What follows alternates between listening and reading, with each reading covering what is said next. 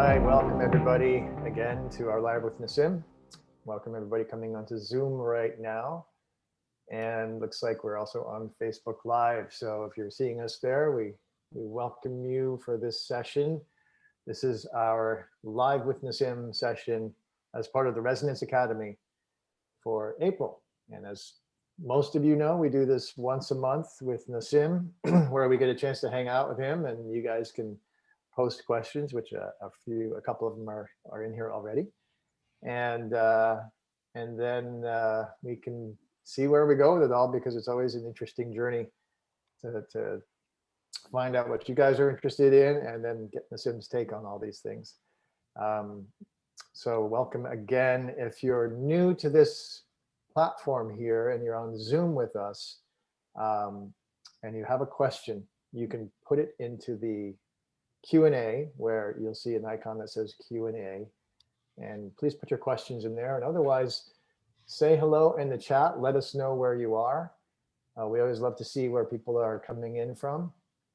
Also, make sure you change your chat settings to say from just panelists to panelists and attendees, and so that way everybody can see everybody's chat. So again, change your chat setting from just panelists to say panelists and attendees. I can see most of you are doing that. And yeah, so let us know where you're coming in from, in France and Istanbul, Australia, France. A lot from France coming in here. Welcome everybody. We've got a Switzerland. Great, Hi. Yeah, Switzerland. Nice. Wow, My wow. birthplace. Yeah, that's right. Beautiful place. Yeah. So Morocco. I think that's Spain, Dublin. Yeah, I'm gonna get there one day. Quebec. Quebec. Ah. Barcelona. Louisville, Colorado. Yeah. Chicago. Dallas, Beautiful. Texas. Yeah, great. Welcome everybody. So Nassim, how are you doing today? What's up? Good, What's and happening? you? Very well. I'm going to be heading down your way in a couple of weeks, so I want to. Oh yeah, that'll be fun. Yeah, looking forward to it. Yeah. So, yeah, it's been a lot interesting stuff happening in the world. Oh boy. It's quite remarkable, actually, when we have the research group and their thread that's posting all the new kind of discoveries, insights, theories, research that's happening around the world, and it sure seems like so much is just popping through in so many different areas of science and theoretical understanding, or at least propositions. Like every day, it just seems to be increasing rapidly. Is that your experience as well? Yeah, seems like exponential. I mean, the growth of scientific evolution as well, you can think of as exponential. So there's more and more emerging faster and faster. And so it's exciting to see the transformation that's happening from experiments as well that are getting results that are pointing to new ways of thinking about physics and all this. So there's lots of interesting data, including data that is a little bit concerning, about the state of the world. And so that's definitely something that people have to deal with. And I think it's a good moment actually for everyone to re-examine some of the assumptions they may have had about the nature of reality and consciousness and awareness. Like what is this experience we're having, and why are we having it, and um, how can we make it so that it's at least sustainable, but I would say not only sustainable but thriving instead of self-destructing. And that's you know, it's gonna take a large adjustment in our behaviors to do so. And I would suggest that the first behavior that needs changing is the unification of all of our human endeavors for um, for the benefit of all, you know, because it's gonna require a significant effort now. Yes. And it's it's a critical moment in our history, and that brings in unification of physics, and that's what I'm in science in general, because uh, that's the basis of understanding reality and unifying our views. Yeah, because if it's the way things are, because you can mathematically and experimentally prove it, um, then if that's unified, then there's a good chance that humanity can follow.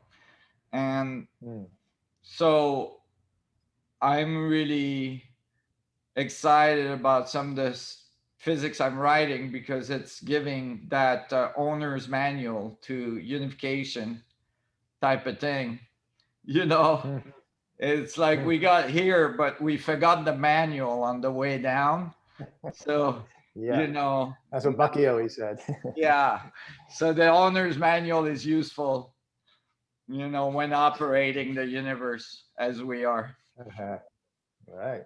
Yeah. Well, it's a requirement, you know, and it's just in time, hopefully, in this moment, Yes. because we're really teetering on the edge for sure. Right. And the I fact saw that this documentary, Seaspiracy on Netflix, and it's about the state of the oceans. And it's done very candidly by, you know, a young person that is, you know, just going through the data and looking at the different ways that we deal with the ocean, and how tied is our existence to the state of the ocean, and you know, the short term gain that's going on that is definitely affecting the sustainability of the ocean, and as a result of the whole planet, which and showing how it's tied to many different things, but definitely to the survivals of mammal on the planet, on dry land, you know. And so that, you know, to realize that things are connected in ways that are not so obvious. So, you know, one of the things I'm doing right now is writing equations about collective behaviors, and it's so fun because it, you know, I'll give you an example. Like if you put a bunch of, and people can look at videos of this on YouTube. If I think if they search metronome, synchronized metronome, it'll come up, and so you can think of like 100 metronome that you start at different times in random ways. And if they're on a table, they're gonna stay random, assuming that they keep, you know, a constant velocity, and they're gonna not synchronize unless you put them on a table that's able to move.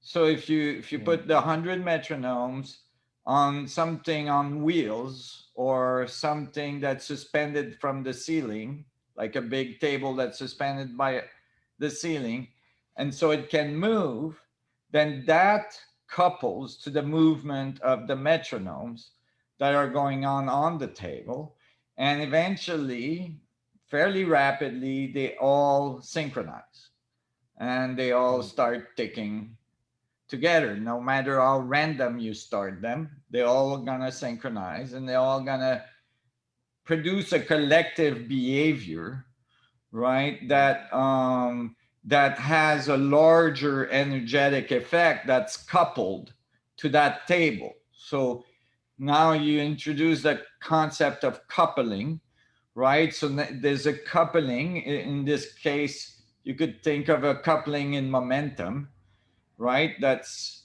energetic transfer of the metronome to the table that's able to move, and then the table back to the metronome that makes it synchronize all together, right? For a maximum amount of energy. And so this is where if they were random, then the energy cancels out in all kinds of ways, and you know, the table wouldn't be moving. So there's as well like examples of this as well in terms of, and these are physical theories that have been written by other scientists that I'm utilizing in the physics I'm writing. But you know, the coupling of, for instance, fireflies, right? So fireflies all blink. Well, yeah, you would think they would blink in a random fashion. You know, you know that their blinking would be at all kinds of time because it's, you know, biochemical photonic emission that's occurring in one bug, and there's no reason that it would be correlated to any other bug. But you know, like heartbeats, for instance, but which is another issue. But let's say that that you know, you make a program. Well, it's been found that if the bugs are close enough together, they start blinking together, and so you got to wonder what's making them synchronize, or you know, and there's this physics that can be written about how if you don't need all of them to synchronize to know when each one's going to light up, you just need two adjacent one to sync, right? To couple, and then the collective behavior of all that makes it all sync.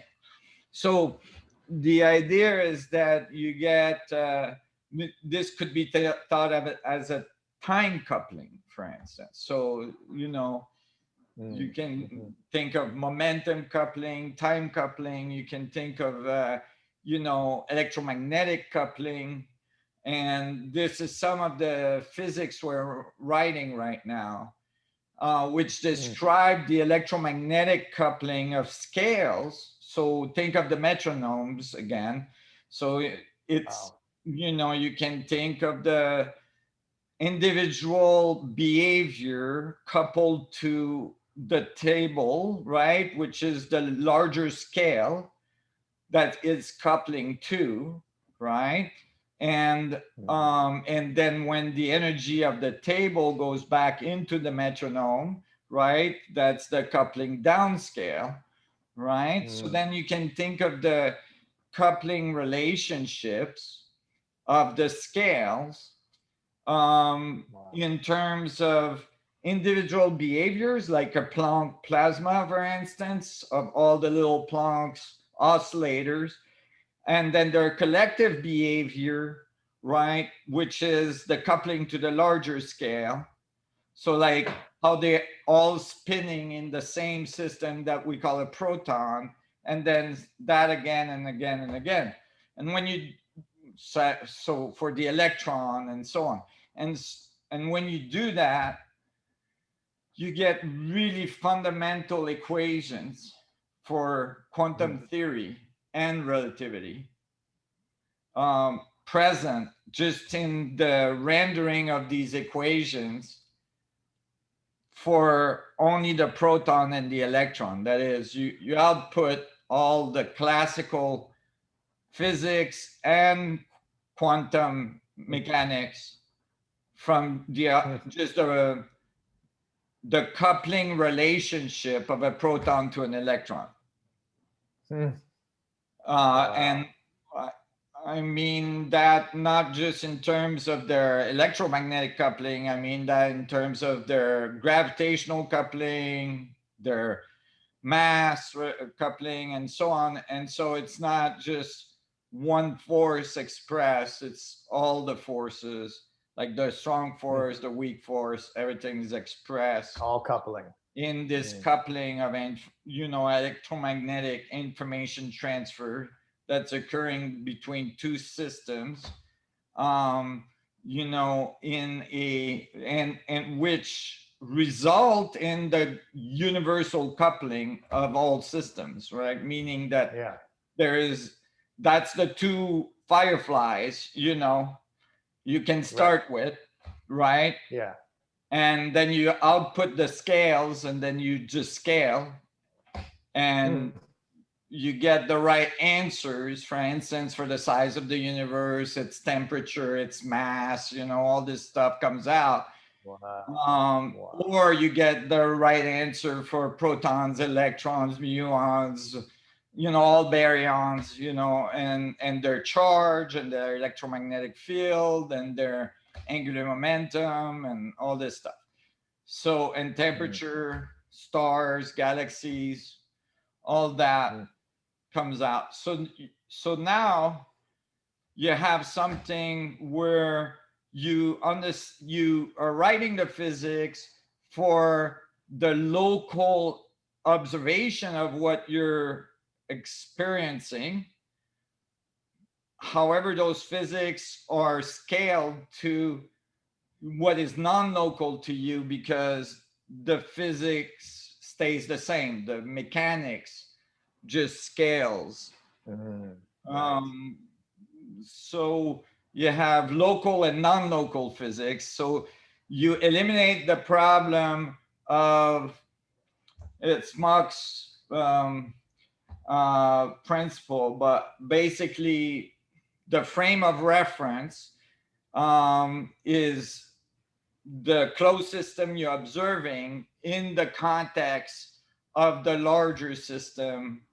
So it's coupled, right?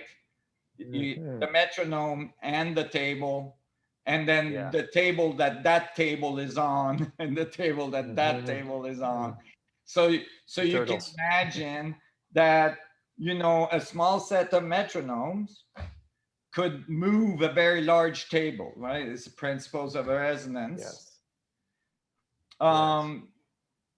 Tesla was really fascinated with this. He almost destroyed the whole building by just resonating one of its I-beams with a little tap, at the right frequency. So, this relationship between scale is the coupling of these scales are very like you can think of it as like states, change of states, right? But in terms of like the exchange between these scales, in terms of their angular momentum or their energy or their time or whatever you want to consider, when you consider those things, the result as well is that you get all these fundamental constants. So for instance, you find the Rydberg constant at the atomic level, you find the gravitational constant at the classical level, you find, you know, uh, the Heisenberg uncertainty principle and Schrodinger's equation on the quantum level, and you find the Klein-Gordon equations, you know, and so basically you can see that like all the things that are known in physics are, you know, are unified, and you can find this unification all the way down to, you know, special relativity, general relativity. So that means you can describe the energetics of the system very precisely, right? For instance, with special relativity. And this this definition of special relativity completes special relativity so that now it has a deeper physical meaning. And the reason is because now there's mechanics attached to the concept of mass, or the energy that we call mass. That is, it's not an assumed quantity all of a sudden in these equations. It's something that is coming from a very specific mechanical function. And that function outputs quantum mechanical equations. So it unifies, you know, relativity with quantum mechanics in a very fundamental way. Right. So wow. That's amazing, impressive. It sounds to me, Nassim, like it's extraordinary to witness it. It's beautiful. Yeah. I can't. Yeah, it's hard to describe how deeply it's affecting my awareness. I can understand. I can feel it as you describe it, because there's a simplicity within that function or that model that you just described that you could see just fractally permeates all scales, and that simplicity is what is unifying it. And it sounds to me, Nassim, like when you describe the metronomes, and if they're on a rigid table, they don't sync up. But when the table is able to move, it sounds to me like that's the feedback feed forward mechanism that is providing the relationship that allows for the synchronization and resonance to occur. Exactly. Without that feedback, you know, without it being possible to provide that feedback, it doesn't happen. So this is right.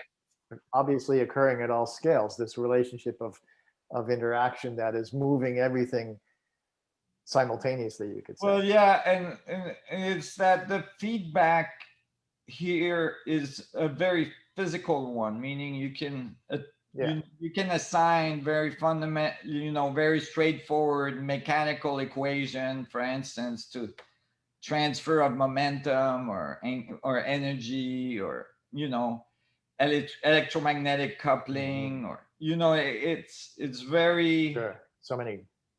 It's very physical. So it's not like some concept of feedback in, you know, when we're talking about information feedback, you know, it's not just, it's not like a philosophical thought, although it is that too. It has very physical meaning, you know, meaning the transfer of energy is done in a very physical way, right? In this case is spin, you know, networks, right? Angular momentum and time relationship.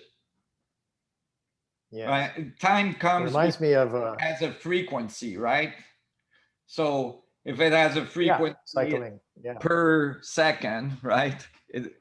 Time, right? Yeah, we have time. Yeah. So Exactly. not time in an esoteric way neither. I'm talking about like physical time. Yeah. Well, Physical functional that time. an angular momentum is giving a tick.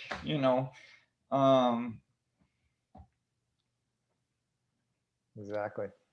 It reminds me of what Anirban Bandyopadhyay from India calls the nested rhythm network in living systems. The nested rhythm network in living systems. Yeah, It'd be really great someday to get him onto one of these sessions and have a conversation about that, perhaps. Yeah, well, one of the most exciting part of this as well. Well, I mean, it's one of the exciting things about it is that you get very clear equations that leads directly to biophysics and chemistry, and all of a sudden you can do like an energetic summation of a biological entity, like in terms of its information transfer, in terms of its energy in the structure of space, because now you have the direct equation for that energetic interaction. You understand the math. You understand how to calculate the energetic interaction of a system relative to space, and so you have a direct computation to consciousness, or at least self-organization, and then eventually consciousness. But the equation, I'm not ready to talk about it in too much detail, but I just want to say it's E equals MC square beautiful. That's exciting. Yeah. I love it. And nice. We're all eager. Yeah, we had to recalculate it, for like 3 days in every single way we could to try to break it, to believe it. Wow. Because it was just too good. Wow. Yeah. Just tying it back before we start going into questions, Nassim, just tying it back to where you began around our need to come together and unify our human experience here. It suggests to me that really finding the ways, first of all, to have the understanding is foundational to that occurring scientifically, like you said. And then to recognize that in order for that synchronization and resonance and all that alignment to come to be possible, that needs to have that flexibility in the system and the feedback in the system in order for that to occur, which there are reasons why that's not occurring so much right now. And it seems like that will be a fundamental aspect of that. Yeah, I mean, you could think of setting up social systems so that there's more feedback, more feedback, exactly, and that there is more information transferred from all scales, from the top of the pyramid to the bottom of the pyramid from the bottom of the pyramid back to the top, right? Like, is that second part, it's really key, important too, right? So the feedback has to be that's there. key right there. Yeah, that's the key, because how can the people that direct know where to go if they don't get enough feedback from the population where they should go? and what's working, what's not working, and you know how to improve things. So Yeah. that was the principle a little bit that was instigated in Switzerland, for instance, with you know people voting continuously on certain things, you know, like big things that were done by the government were always being voted on by the population and such. Um, so there'd be at least some feedback from the population of because um, the collective wisdom is important, you know, as well. Yeah. Of And course. Yeah. that that and it's important that that all sides of opinions are considered, you know, um, so that we Definitely. understand, you know, the so that we can all grow, you know, in because all the different points of view have something to contribute. Uh, and Absolutely. Yeah. you And know, we need to be able to question what is being proposed in ways that will illuminate what collectively is being seen as accurate and what is otherwise, so right, that we can constantly be attentive to yeah, that wisdom and that knowledge. and Hmm.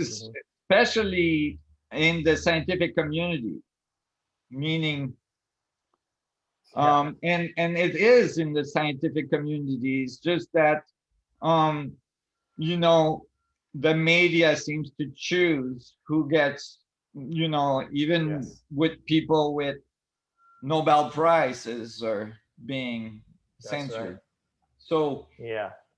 um, Well, but that's that's a really whole a big other issue. part of it. uh, Yeah, it's a whole other issue. yeah. No, but it's But important to it's be able to hear all sides. You know, this is really, really good thing. There's good on all absolutely, sides.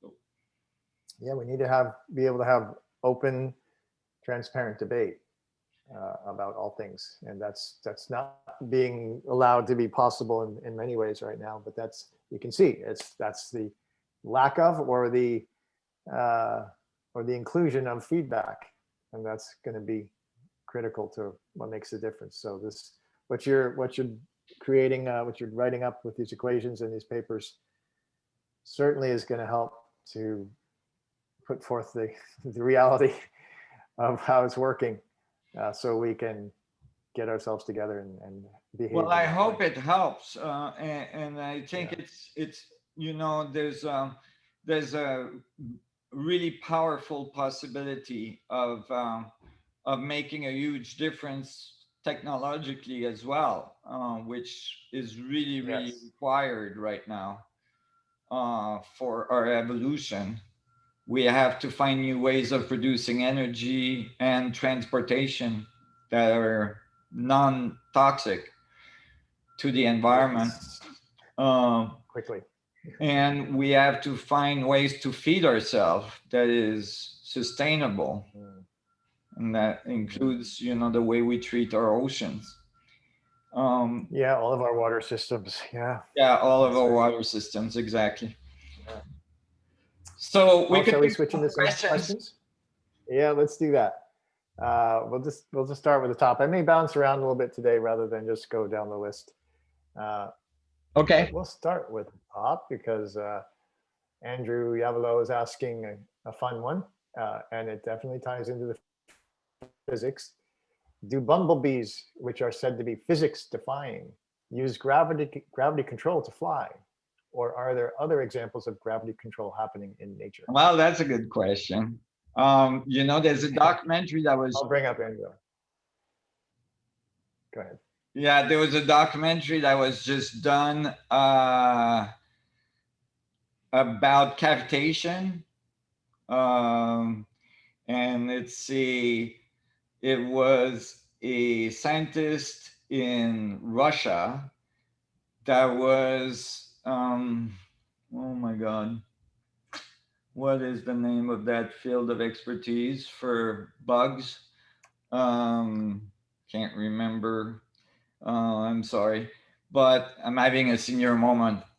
Is a scientist studying bugs, It's like and ichthyology or something like yeah, that, or something like that. and he found that some of the um, patterns, hexagonal patterns of certain beetles, on their wings produced lift that was anomalous.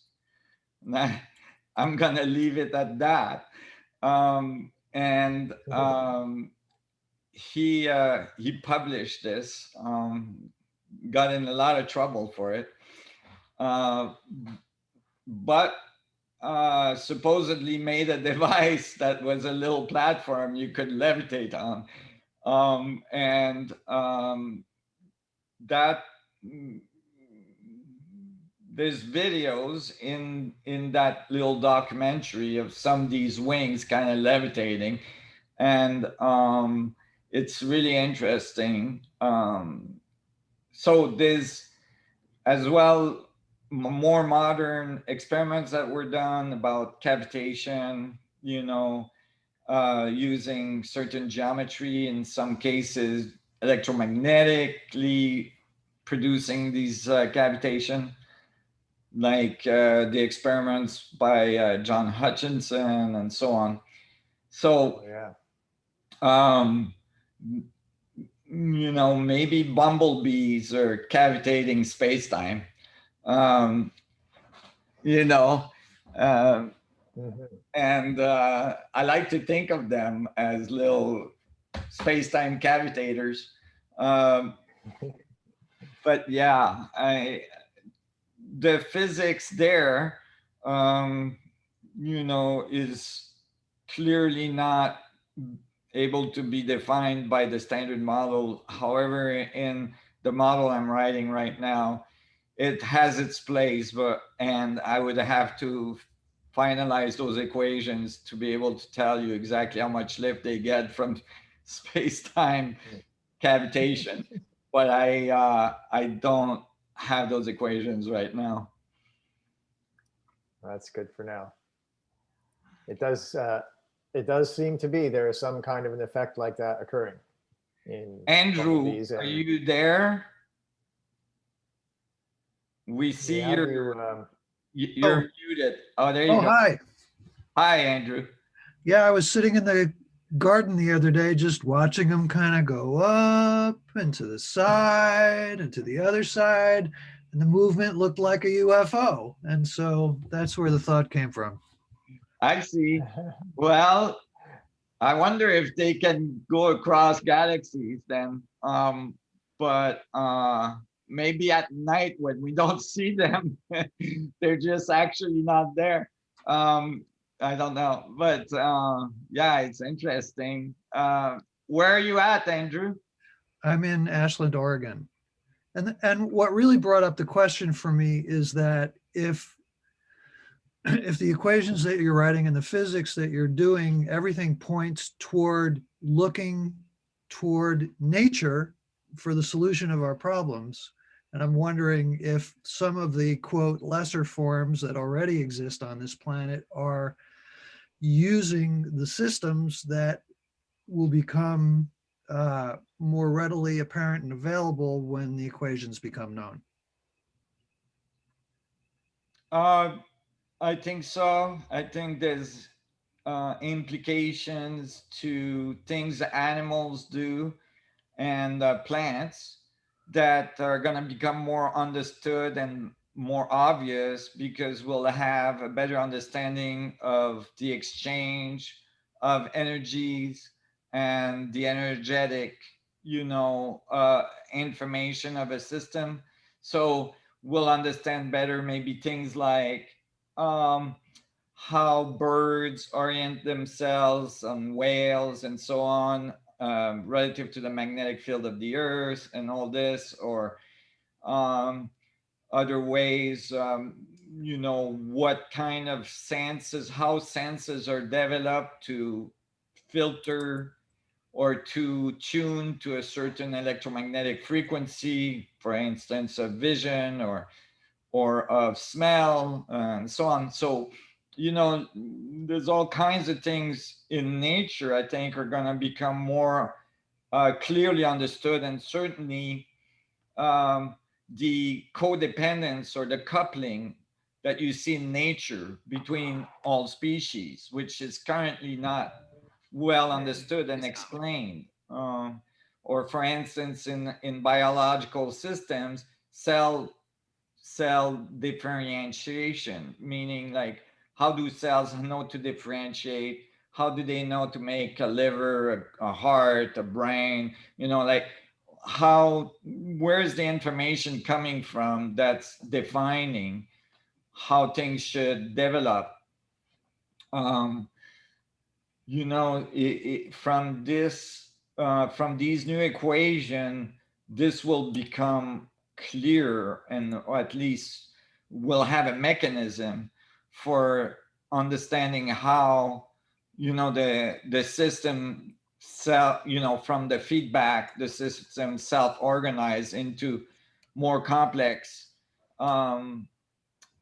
behaviors, and how they couple all the way down to the atomic level. So I think it's very powerful that way, and the ultimate part of its power is to output why the system would become self-aware, which is basically the ultimate feedback, you know, of the biological evolution. Um, so that all of a sudden the biology, you know, is able to be self-aware. um and you know, it's funny because from what I was saying earlier, that self-awareness has a really you know, big challenge, right? That it's very dangerous that the little biological entity, when they become self-aware, would think that it's separate from from the thing that made it. You know, that it's divided from the rest of the, you know, it's like the little metronome not realizing that it's coupled, you know, to the table underneath it, right? um, and that somehow the fact that all the other metronomes are ticking just at the right time so that the whole thing works, that somehow happened randomly, which is not possible. It has to be coupled to do that.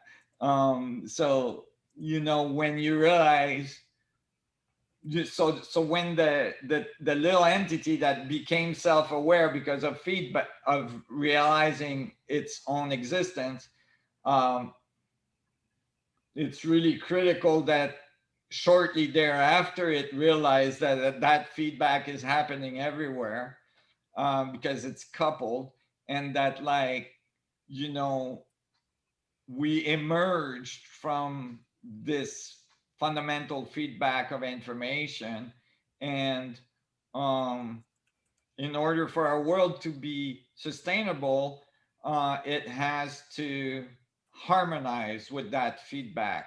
Yeah. And definitely biology currently on our planet is giving us a lot of feedback. um, People Exactly. don't realize, for instance, what's happening with magnetic anomaly in the southern hemisphere currently, the movement of the poles, of the magnetic poles, and so on. There's, you know, we have a limited amount of time to get the job done. And it's critical we get it done Yes. soon. Thank you, Yes. Nassim. Well, we're doing all we can. Thank you, Andrew. Thank you for being here, Andrew. Thanks for It's bringing great to in see you. the bumblebee. Okay. I appreciate it. All right. Take care. All right. Okay, Nassim. We'll go with This question from Darius. I'm gonna put my glasses on for this one, it's long. Is it possible that the size ratio of the proton to our universe might represent the fundamental scale progression between all universes in the multiverse? If our universe was created from a single proton expanding outwards, it would seem logical to think that our own universe could act as a next level proton and expand to form the next level universe. Yes. In which case, a proton in our universe would be the equivalent of the next level down universe, etc.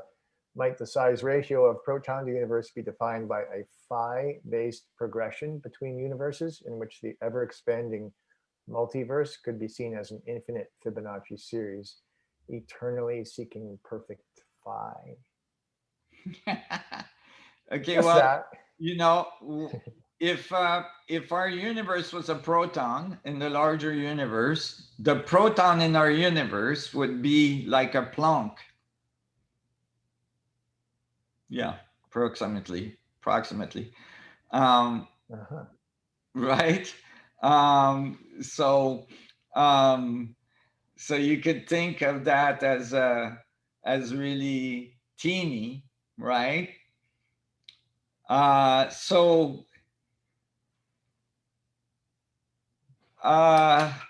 you're in a spaceship. You're still muted, Darius. You're muted, Darius. Oh, we can't hear you still. Maybe your mic is not. Your spaceship is broken. Yes, the feedback system is not quite working. The feedback system in the spaceship. Maybe he'll come on. I'll keep talking. But what was I? Where was I? Oh yeah. So that the scaling, absolutely. Now, when you talk about the phi ratio. Oh, there we go. Now there we go. Can you hear me? Yeah. Great. How you doing? I'm doing great. It's just so wonderful to see you and everyone, and just so happy to be a part of this. So thank you. Thank you. Which planet are you orbiting? Oh, I don't even know. I think I'm somewhere in the Pleiades right now. I see. Yeah. You get Actually, I got this idea from you guys because you're always putting these cool backgrounds in mine. I was like, wow, let me try that. So what you said about the phi ratio, I'm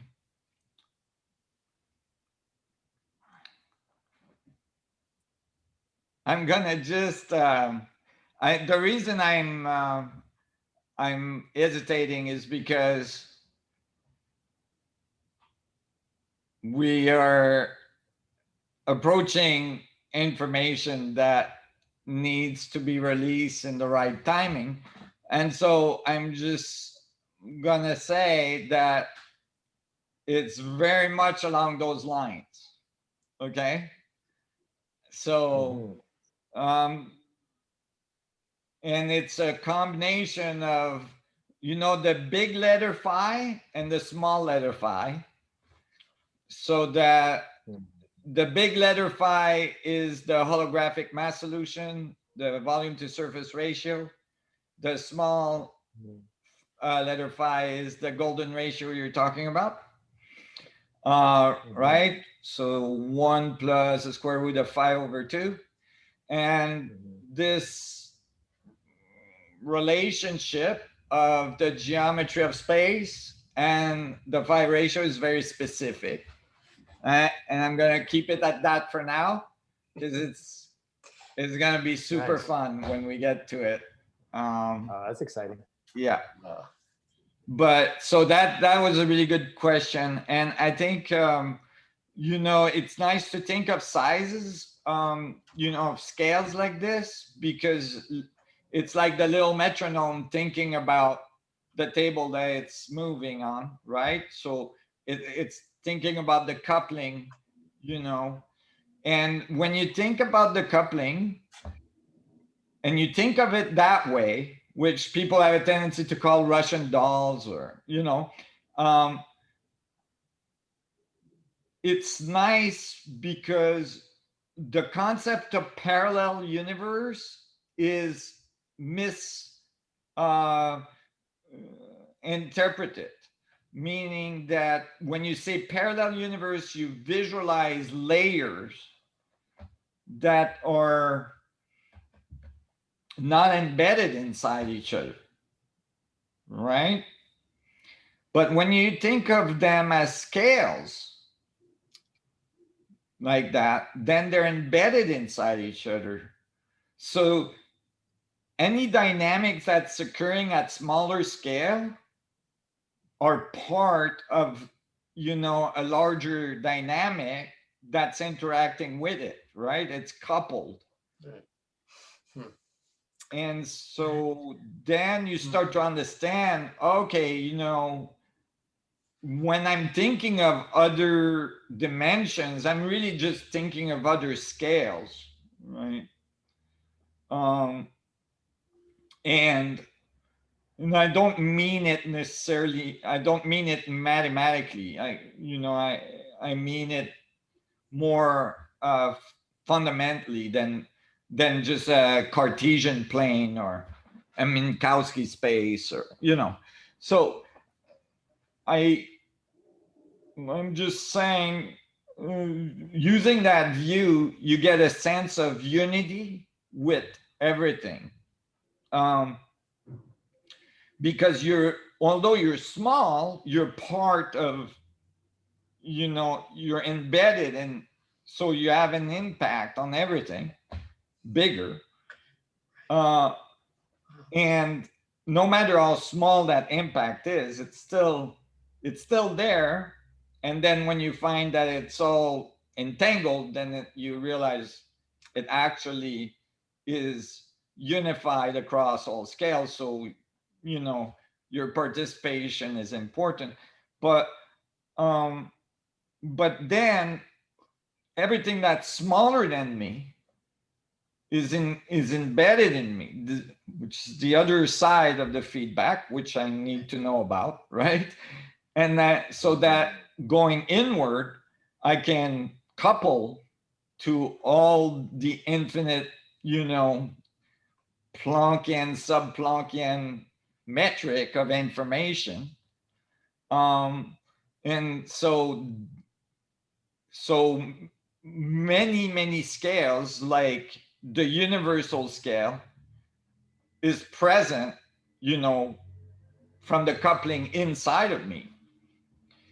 So then I can think of myself as the collective behavior of that coupling, if you'd like, right? Which might dislocate your mind for a second, but it's only momentary. It feels good eventually. But you know, you can actually experience yourself as all the surfaces. And if you wanted to try to visualize it like as spheres within spheres, it's one way, but you could even visualize it as Gabriel's trumpet, right? Which is an infinite surface with a finite volume. Mathematically, if you wanted to visualize it. So this, you know, it's a really important concept, and it's a concept that has been the piece that's been missing in physics to unify it, right? So I hope it answers your question. That does, and it expanded on it too. Thank you so much. That's so beautiful. The idea that it's like infinite nesting down within and up in both directions. So wherever we are on the scale, there's an infinite amount nested within us, and then above us as well. But it's not just like static Russian dolls. It's continual feed forward, feedback loop of information. So everything's influencing everything else, and it's just beautiful. It's remarkable. that also explains the entanglement across all scales as well, and because it's simultaneously occurring at all scales in one unified feedback loop. Right. Therefore, This is so that beautiful. information is exchanged instantly across Yeah. all of it. Yeah, right. You know, I have to say that I was not planning to ask a question today, but I sat down in meditation this morning, first thing after getting up, and I was just relaxing, releasing my mind, releasing the tension in my body. And all of a sudden, this question and image, and I just started getting these images of eternal flowering in both directions. And I'm so happy You that got it. it's something that's in the air for you too. Yeah, totally. And In the equations. just to comment on what Marshall said, it's it's never instantaneous. It's really low entropy. Okay, so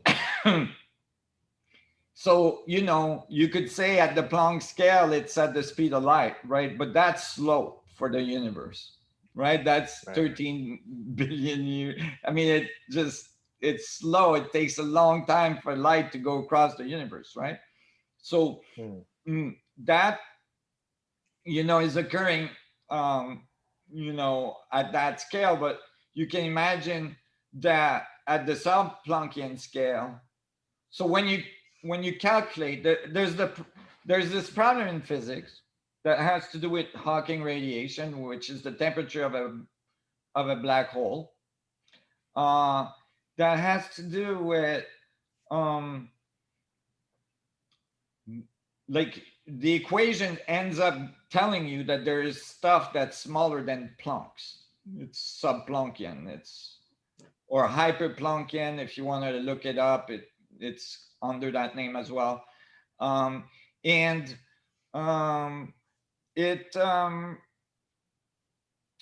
doesn't have a definition in standard model, but of course, when you do the model I'm talking to you about, now you can calculate scales wherever you want, right? So then you can find the Planckian scale, and when you do, you get a speed of light that's 10 to the 40th, you know, higher. So so then all of a sudden crossing the universe at that speed is like 10 to the minus 23 or something like that. Or, you know, I can't remember the exact number. I'm gonna have to recalculate it to give you, but it's along those lines. And so to you and I, it appears instantaneous, right? Right. So the information can leave one side of the universe in an entangled particle across the universe, and to you it's like instantaneous. But so there's a refresh rate, and the entropy of that refresh rate is the resistance of the universe, right?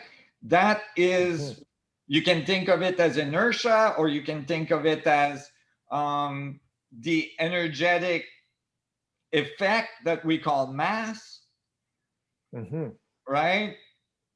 Gravity, the forces, you know, all this comes out of like, it's the leakage, it's the decoherency that occurs a little bit as you go up in scales, right?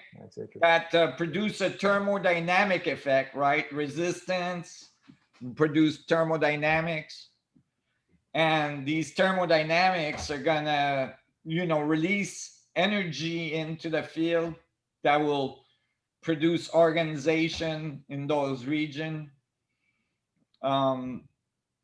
because it's coupled, right? It's not isolated. So it's producing relationships that eventually become more and more complex. So, you know, all of a sudden you can see the world in a very different way, and your existence in it in a very different way. Like an infinite amount of infinities that are interacting. Yeah. Right. And I love the idea that our sub-Planckian might be Planckian on the next level down and so on, that kind of relationship. Yeah. Well, when you put the sub-Planck in the scaling, right? The sub-Planck we calculated in the scaling, then it puts the Planck in the middle of the scale between the universe, the Planck, and the sub-Planck. Ah, okay. Yeah. And so you could think of that as the speed of the universal mind, you know? The information transfer. The information Put it transfer. that way. Yeah. Yeah. And it's, you know, we're kind of like the neurons. And so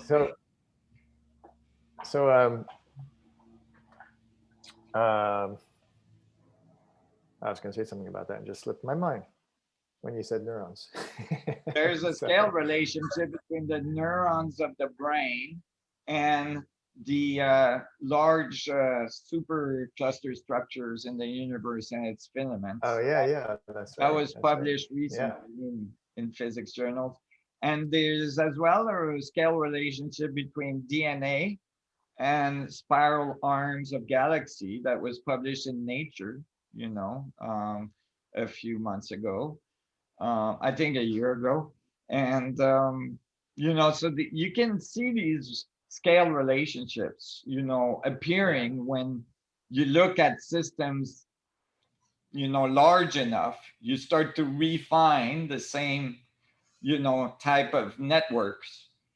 Well, that's one of the things that was blowing my mind this morning when I started seeing and feeling this, was just like the incredible miracle and mystery of I mean, because if phi is involved with this, even though it's not straight, you know, small phi, still, if you look at a leaf and the way, or branches, the way they look out in our simple biological world, and then a similar progression or related to that is happening with the explosions of the multiverses and the universes going within. I mean, it's so incredible to see the harmony on those unimaginable scales. The small phi you're talking about is involved. It's just, I didn't give you the equation because I'm keeping that for the paper, but okay. We'd have to lock you up for a while until of course that's been happening to all of us. Let's leave it. Yeah, Finish up. Just for the viewers, a hint would be to look at Levy's paper. Well, you know, maybe we'll put that on our website. I don't have the reference of mine, but we'll put it on our website. But basically, at one point, maybe if you put in a search engine, golden means found in thermodynamics of black holes, you'll find a reference to a paper from a very good physicist that wrote many, you know, legendary papers. They're very well rated. And then you'll find a blog that discusses it.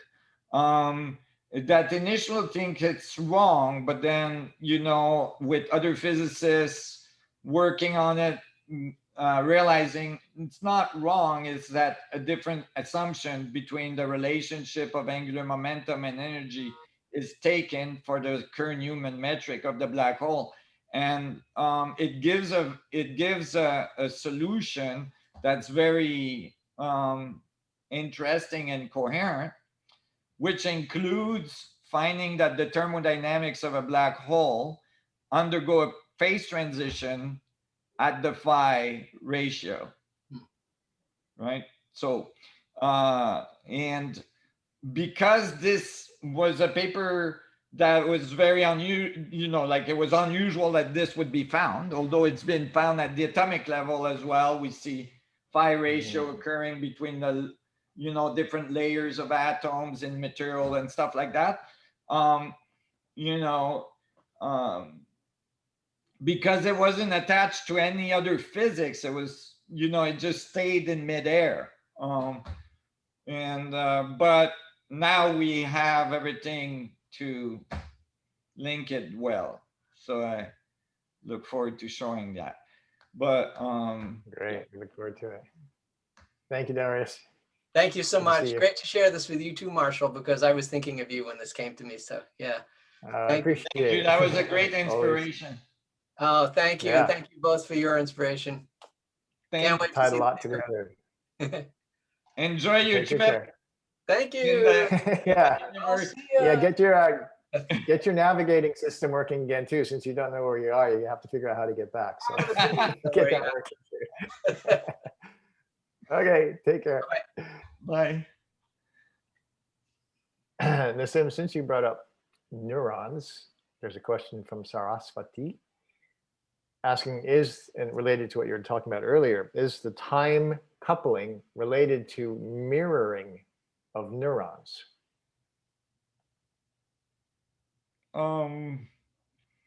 Wow, we need to bring that person on, because now I'm not sure what they're meaning by this. Okay. Well, I need a little more information. okay. What does it say? Wasn't sure. Is the time coupling that you were talking about at the beginning related to mirroring of neurons? And here comes Saraswati. If you could unmute yourself and say hello. There we go. Hi. Hello. Hi. I'm so enjoying this conversation. I mean, I don't understand most of it, except I understand it on a cellular level, and it resonates with me. Yeah. Where are you from? I'm from Asheville, North Carolina. Oh, North Carolina. Yeah, Asheville, Nice. up in the mountains, and Wow. it's said to, this town is said to have been built on a deposit of rose quartz. Nice. So the people here are very beautiful. Wonderful. Rosie. So mirror neuron is that. I like the wood in your house. Yeah, I have a lot of wood and wood ceilings. Yeah. I was thinking about suspending a table from my ceiling so that I could do the experiment. Yes. Cool. They make beds like this, you know? So mirror neuron is a neuron that fires both when the individual does an action or when they observe an action. Like, for example, yawning. It happens with people and with animals. So it happens with music, it happens with empathy, we see people energetically or neurologically resonating with each other. And it made me think of that. It's such a popular topic in spiritual communities. You know what I was saying about the fireflies? Yeah. Yeah, so it's like that, you know, all of a sudden they start firing at the same time, and it produce collective behavior. Yeah. Yeah. So yeah, of course. Yeah. And then you could think of it as well as, you know, okay, I'm gonna extend myself, but go for it. Yeah. So think of it as entangle across brains, you know, because you have certain flow of information, you know, like think of it as like wormholes transferring information. And you can have like large coupling, like a big pipe, you know, like the information is more correlated in that region, right? And so that you can entrain, you know, like collective behaviors. Like for instance with music, you know, is one way, and so on. But even without external stimulus, right? Through the network, there's like a morphogenetic relationship, you know, of the information transfer in the brains, so that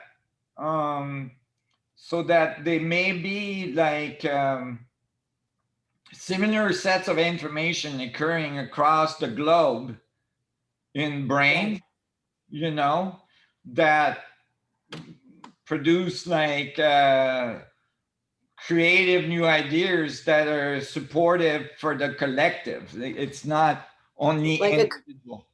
Like a commonly held consciousness, like something emerges in different places that's on the same, that has the same quality, I think. Yeah, for the benefit of the whole organism, which is all of nature, and well, all humans and all of nature as a result, hopefully. Like inclined towards beauty, I think, even. Right. Yes. Yeah. Which is harmony. Yeah. Inclining that way. Yeah, exactly. Would you say that? Yeah. Yeah. Which is a moving target because it's a dynamical equilibrium, right? So that's the system is learning about itself as it's developing the system that's learning about itself as it's totally. You know, yes. It's a moving target, right? Yeah. So however, there's a direction to it, meaning it's going towards higher levels of organization and coherency. Yeah. So that's why, I've had that argument with my son a lot because he's an artist.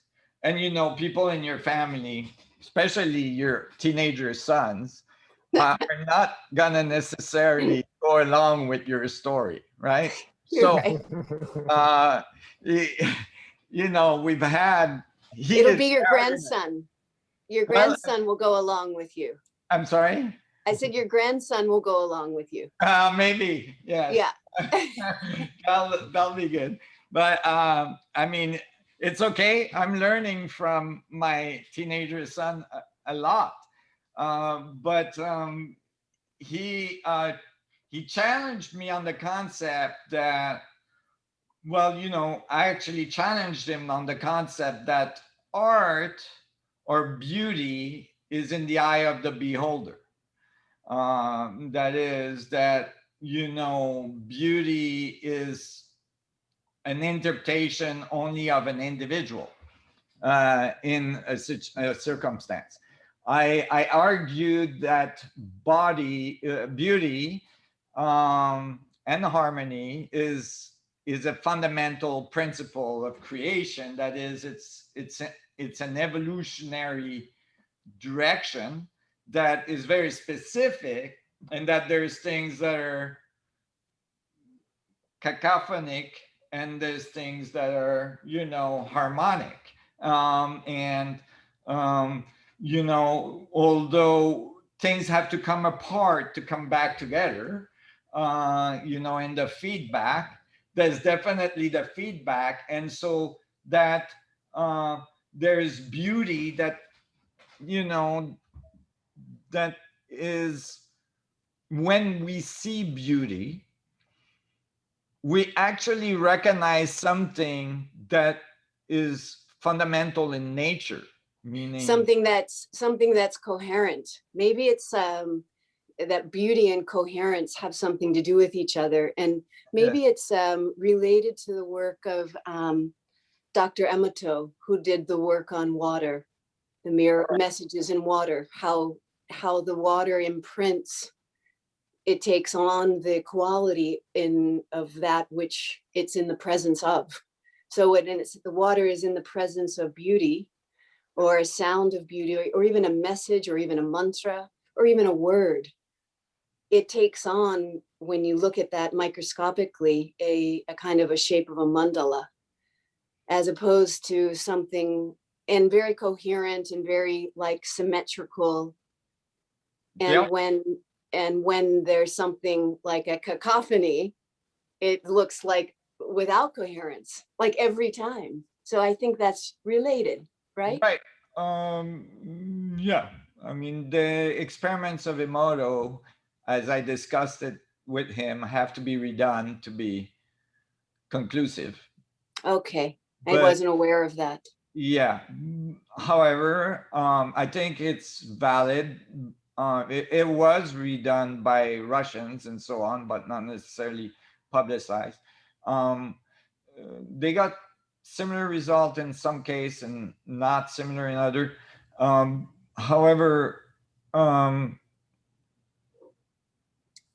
the concept of coherence and beauty is you have to consider who's making the opinion, meaning that like you're using your senses, and Mhm. your senses are feeding you a very specific set of information that's very tuned to a certain level of awareness, right? Meaning, for instance, the electromagnetic field, you only see a very, very small portion of it, like the rest is completely invisible to you, right? And so on. Yeah. So same thing with sound, you know, you're listening to a very specific band.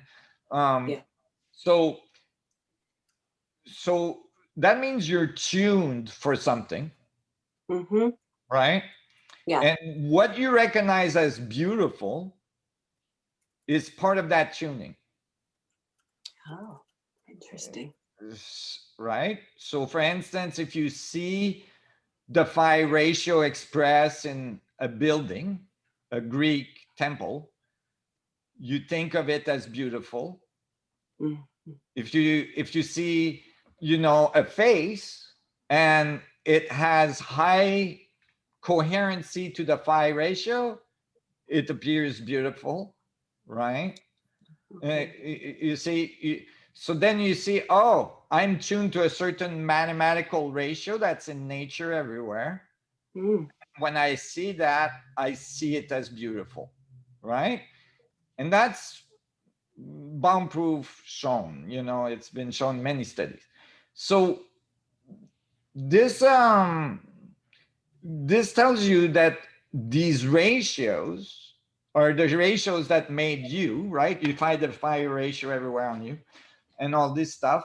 And so it's how close you are to the coherency, Mhm. right, of that ratio that you recognize as beautiful. If it's away from that, then it appears like, you know, Dissonant. dissonant. Yeah. Like Dissonance. nature puts colors together that go together, that, you know, nature, Yeah.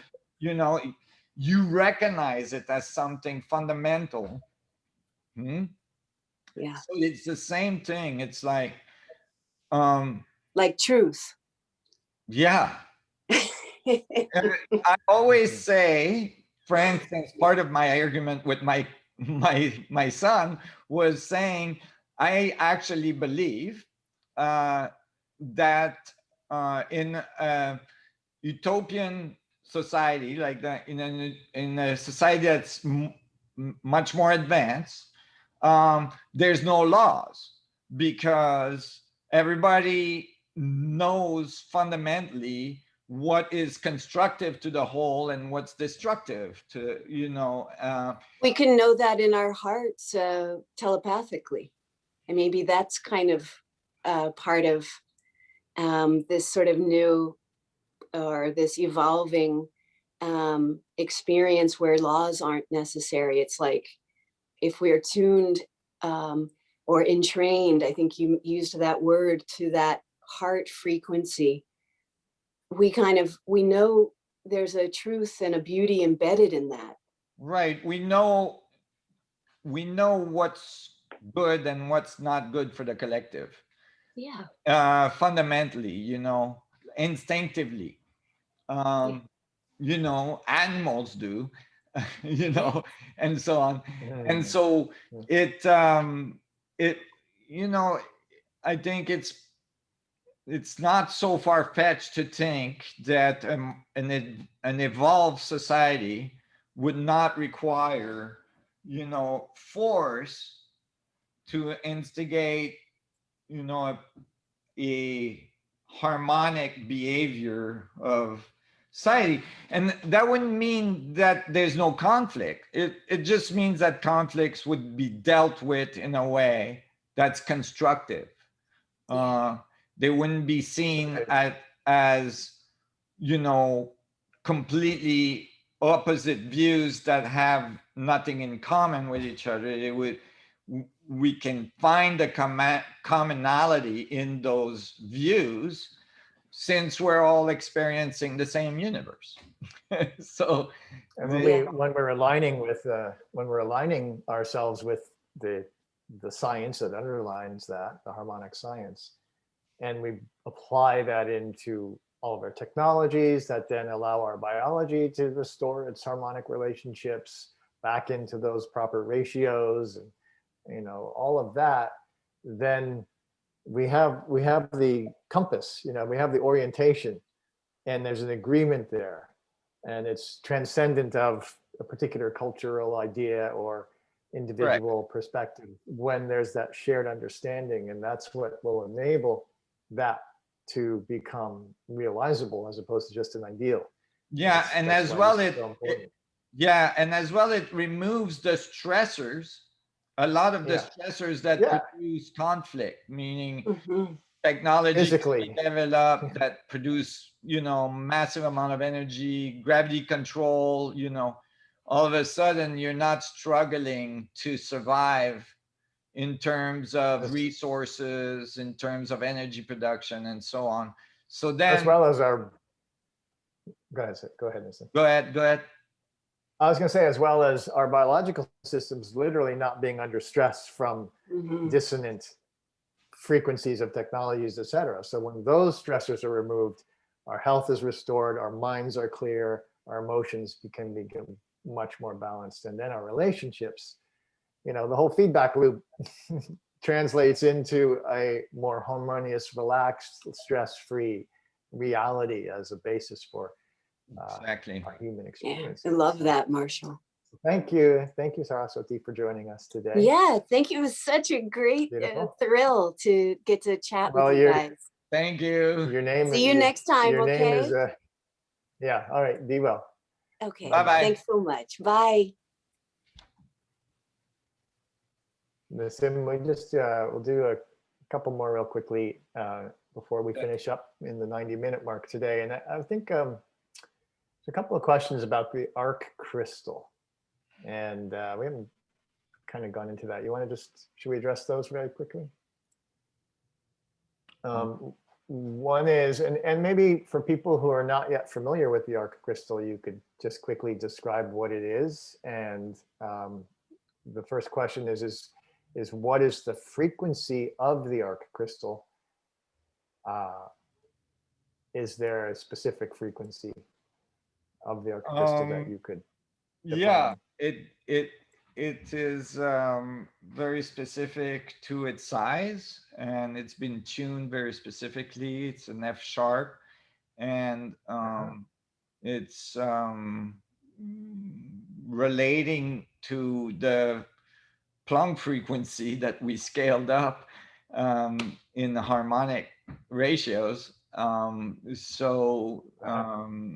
You know, yes, the answer is yes. They have a very fundamental resonance frequency that we have tuned specifically for that purpose. Yeah, great. And for those who are not familiar, I don't know if my image is spotlighted here. This is a resonance technology that Nassim and his research and engineering team have developed over, well, decades in your part, Nassim, and since 2017, these have been available at arccrystals.com.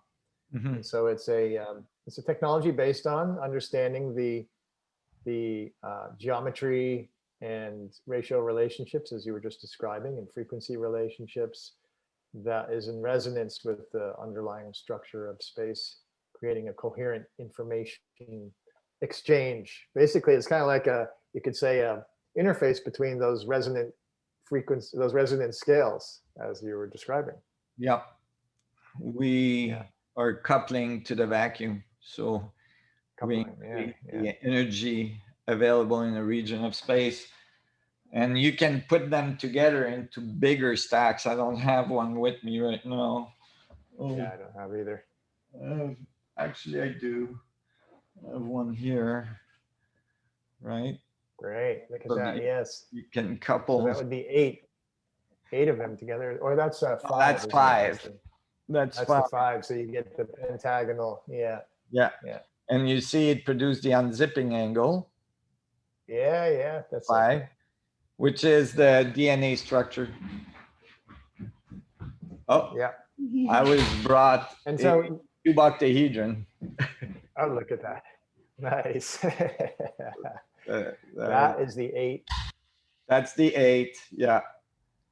Hmm. And that produced the cuboctahedron. Cuboctahedron being the geometry of the 0-point field. Right. So we have a few more minutes. Well, the other question regarding the arc crystal is, does the arc crystal ever need to be recharged in any No, way? not that I know of. Not that I know of. Mhm. I've charged some that were, I've cohered some, which is more the correct, energized some that from 1999 that are still doing their thing. So they might be dampening over time, but it's very low. So unless you boil them, which you shouldn't do, the coherency should remain fairly intact for significant amount of time. Yeah. Great. And I'm about to get some other technologies that you'll be able to interface with your crystal to as well, utilize its full potential. So I'm excited about some of the stuff that we're doing. So I'm pretty. You're going to leave us hanging. You're going to leave us hanging again on that one too, huh? I'm sorry. It's terrible. Thanks, Nazim. Yeah, I know. That's 3 today. It's on its way. It's on its way. I swear. Yeah, we've been hearing that for a while. That paper. What about that paper? I know. It's so exciting. It's hard to say where to stop. But yeah. No, it's good. We love the teasers. The teasers are all good. Keeps us all coming back for more. Like when. So yeah, we know you're working hard. You're working diligently, and you're not going to put it out until it's the right time. And we appreciate that. So right. It should be very soon. It should be very soon. Cool. Some of the stuff we're finding right now is so extraordinary, and we're gonna have to section off and say, okay, well, yes, this is an application that we could go into, but that's going to require a different paper, and so on. Of course, for instance, for the biological side, and that's some of the stuff I'm really excited to work on, and so we are working on it in parallel, which is the application of biophysics and chemistry and ultimately consciousness. Yeah.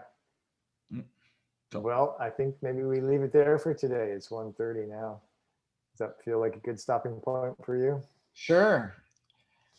Well, it was great once again to be talking with everybody, and I really appreciate these moments to connect with the whole community. And if you have a chance, go and take the delegate program course. It really is a fun thing to do, and it's free. People can just become members and as well, and support us if they want to. It really helps us support the theoretical work that's being done, and to really move things forward as well when you talk to your friends and family about it and all this. And I'm really excited that we're going to release module 7 very soon. So there'll be Oh a yeah. new module. So if you're registered for the course but you haven't finished it, then go and finish the course so that you can read module 7, and understand it. And so module 7, and then module 8 will come shortly thereafter, which will have the layman explanation of the paper I'm working on right now. Yeah. And Wow. that's Excellent. gonna be fun to write. No doubt. No Yeah. doubt. Yeah. Well, yeah. Thank you, everybody, for being here in Zoom. All your great questions, which we got to a fraction of as usual. But we always cover such fascinating territory, and I can tell from the chat that at least those who are writing in here are enjoying it very much. Right on. That was fascinating today, really fascinating. And thanks everybody on Facebook for joining us as well, and for the team for helping to make this happen. We'll see you in a month, and we'll continue with this great exploration. In the Until meantime, then, may the vacuum be with you. Thank you, Marshall. Thank you for everybody that helped make this happen. And I look forward, same channel next month. All right. Take Bye, care, everybody. everybody.